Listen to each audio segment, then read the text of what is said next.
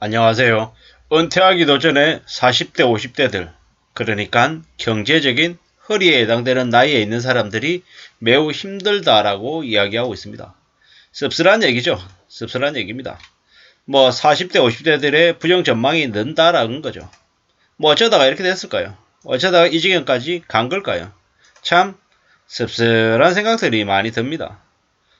우리네 삶이 괜찮아져야 될 텐데, 뭐, 고금리, 고물가, 그리고 경기 침체 때문에 소득은 줄어들고 지출은 계속 올라가는 게 금세 상황이 안 바뀔 것 같습니다. 비정규직, 소상공인, 저소득층 등의 부정적인 전망들이 늘어나고 있다고 합니다. 이런 상황이다 보니까 더욱 우리가 삶을 좀 더 다운사이징 해야 된다. 좀 더 아껴야 된다. 더 절약하고 어떤 식으로든 현금 마련에 앞장서야겠다. 이런 생각들이 계속 듭니다. 삶의 질이 이제 계속 낮아지는 거죠.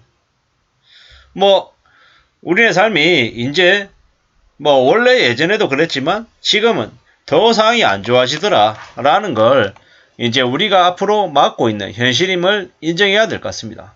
우리가 어떠한 상황을 잘 극복하고 헤쳐나가기 위해서 제일 첫 번째 필요한 게 뭡니까? 상황 진단. 아니, 이게 필요합니다. 지금의 상황은 매우 어렵다라는 겁니다. 집값이 지금 가격에서 절반 이하로 내려갈 수 있다. 주식시장이 반토막 날 수 있다라는 얘기는 그 의미는 우리네 경제가 많이 안 좋아진다. 많이 위급해진다. 이렇게 보면 맞겠습니다. 2023년 연초부터 해서 이제 IFRS 17 적용이 된다라고 하죠.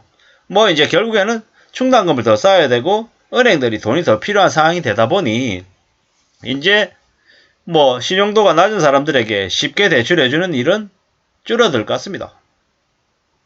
그러면 어떻게 되겠습니까? 돈이 필요한 사람들이 더 이제 상황이 안 좋아지는 거죠. 돈이 없어도 버는 돈이 적어도 그 돈의 범위 안에서 생활한다고 하면 그래도 살아갑니다.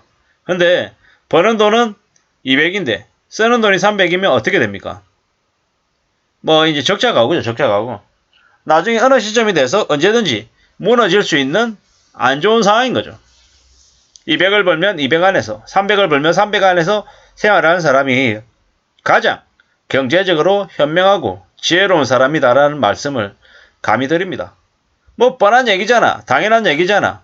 그게 그렇게 대단한 얘기라고 말하냐고 얘기할 수도 있습니다. 근데 우리가 정말 잘 아는 걸 실천하는 게 무지하게 어렵죠.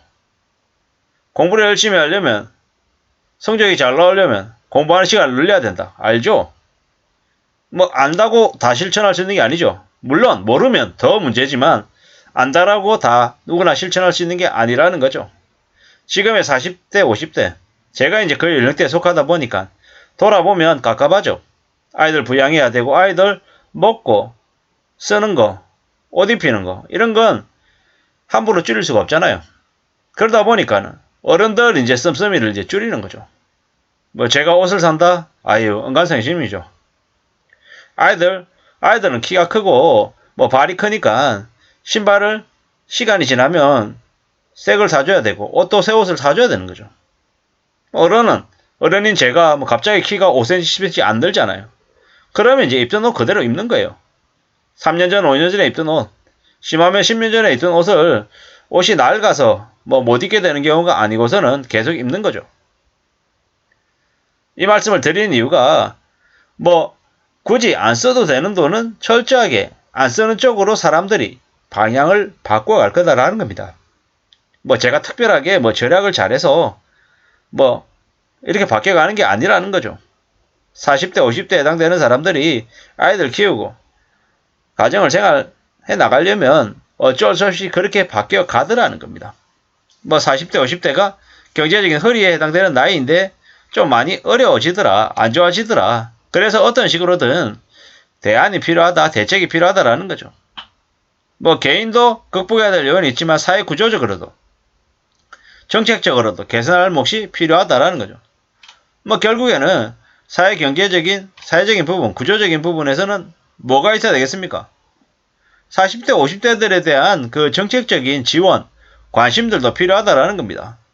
왜 이 말씀을 드리냐? 40대, 50대들의 자녀들의 나이가 어떻겠습니까? 뭐 10대겠죠. 10세 이하, 그리고 10대, 일 가능성이 큽니다. 뭐 금세 청년이 될 나이에 있는 아이들이라는 거죠. 그런 아이들을 키우는, 부양해야 되는 그런 처지에 있는 40대, 50대들의 삶의 질에 좀 더 관심을 가질 필요가 있다는 말씀을 드립니다. 이게 점점 더 40대, 50대의 삶이 힘들어지면 뭐 10대의 그 청소년들의 경제적인 어려움, 청소년들의 삶도 뒤흔들릴 수 있다라고 감히 말씀을 드리는 거죠. 참 우리의 삶이 너무 빡세다, 너무 힘들다 라는 이야기를 계속 드리고요. 또 여기서 소득이 또 200만원에서 400만원 이하인 가구들의 그 어려움이 더 커지고 있다는 겁니다. 참 그리고 뭐 사업자 그리고 비정규직 일용직들의 계층들이 경제적인 어려움에 대해서 더 부정적으로 전망을 한답니다. 이미 그들은 삶이 더 어렵죠. 경제 불황이 오면 비정규직들, 일용직들이 가장 먼저 경제적인 궁지로 내몰리기 때문인 거죠. 개인 사업자들도 힘들어하는 건 뭐 소비가 줄어드니까 그네들의 매출이 줄어들어서 이익도 덩달아서 줄기 때문인 겁니다. 뭐 이래저래 우리가 살아가는 삶이 참 왜 이 모양인가? 왜 이러냐? 뭐 이런 생각들을 많이 할 텐데 결국에는 전체적으로 구조가 더 안 좋아지고 있다라는 거죠. 고물가, 고금리, 저소득 이 분위기가 쉽게 바뀔 것 같지는 않다. 지금은 긴축하고 거품이 꺼지는 시기다라고 봐야 되겠습니다. 그래서 앞으로 최소 5년간은 어떤 식으로든 새로운 선택, 새로운 결정을 하기보다는 좀 현재 가지고 있는 걸 어떻게 하면 좀 잘 지킬 수 있을까? 뭐 지금 내 처지에서 어떻게 하면 좀 저축액을 조금이라도 높일 수 있을까? 이런 쪽에 궁리를 하고 고민하고 좀 대응해 나가는 쪽으로 삶의 모델을 바꿔가야 된다라는 말씀을 감히 드립니다. 뭐 커피 안 마시고 회사 내 구내 뭐 스틱커피를 마시든 아니면 따뜻한 물을 마셔도 괜찮지 않겠냐라는 생각을 해봅니다. 뭐 커피 한 잔 가지고 되게 그러네 이럴 수도 있겠지만 그런 자기가 실천할 수 있는 범위 안에서 하나씩 둘씩 챙겨 나가다 보면 뭐 크진 않겠지만 적은 돈이라도 내 곁에 좀 쌓일 것이고 그 돈이 쌓이면 그 돈이 내 삶을 조금이라도 지켜주는 든든한 백이 될 수 있다 라는 말씀을 드리면서 마실까 합니다. 감사합니다.